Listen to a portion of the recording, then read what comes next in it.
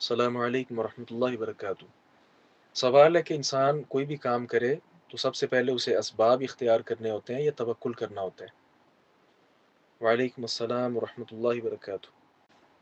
ये बड़ी वाज़ेह बात है कि सबसे पहले इंसान को असबाब इख्तियार करने चाहिए और फिर मामलात सारे के सारे वो अल्लाह तबारक व तआला पे छोड़ देने चाहिए।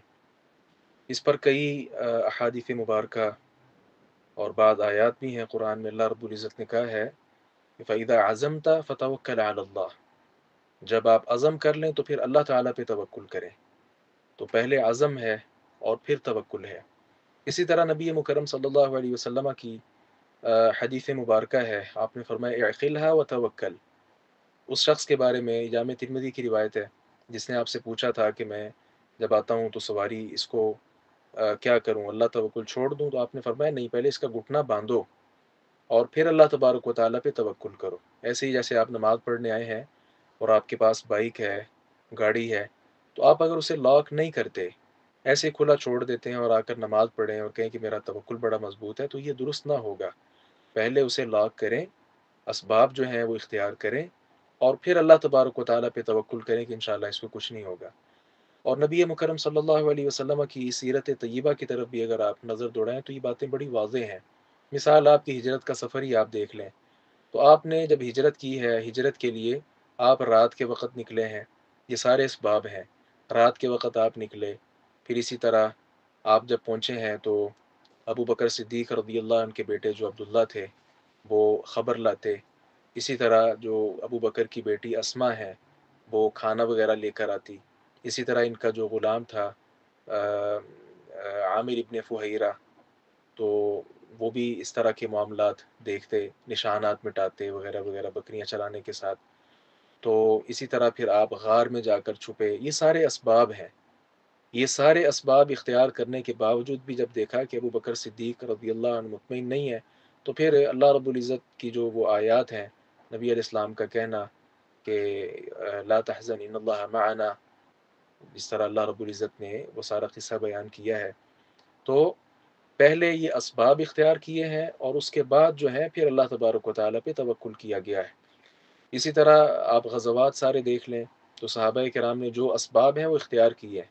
सफ़ें दुरुस्त करवाई जाती मुजाहिदीन की और पास हथियार होते, चलें जितने भी थे होते तो थे, हथियार होते और उनके साथ लड़ा जाता।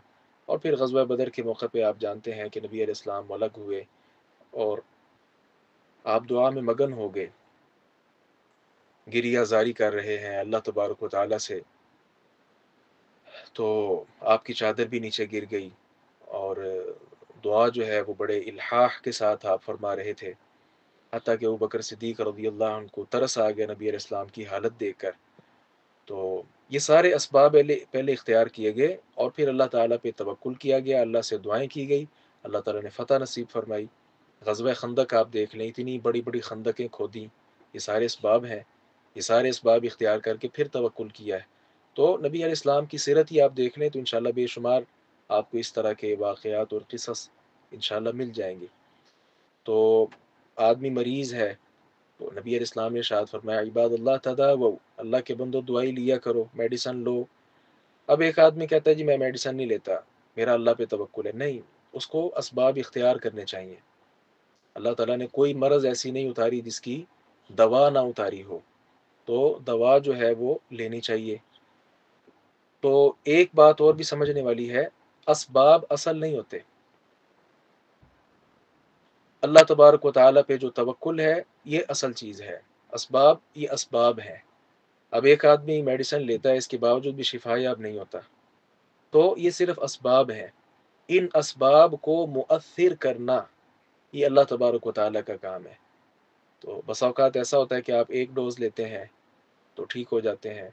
बाज़ हज़रात ऐसे हैं, वही बीमारी है, 5-5 महीने हो गए हैं, साल गुज़र गए हैं, लेकिन बीमारी के अंदर ही मुब्तला है। अद्वियात वो जो हमने ली, उनसे ज़्यादा अच्छी खा रहे हैं। तो अद्वियात असल चीज़ नहीं है। असल चीज़ अल्लाह तबारक व तआला है कि जो उन अद्वियात में ये असर डालता है कि उसके साथ मरीज़ की जो मर्ज़ है, वो रफ़ा हो सके।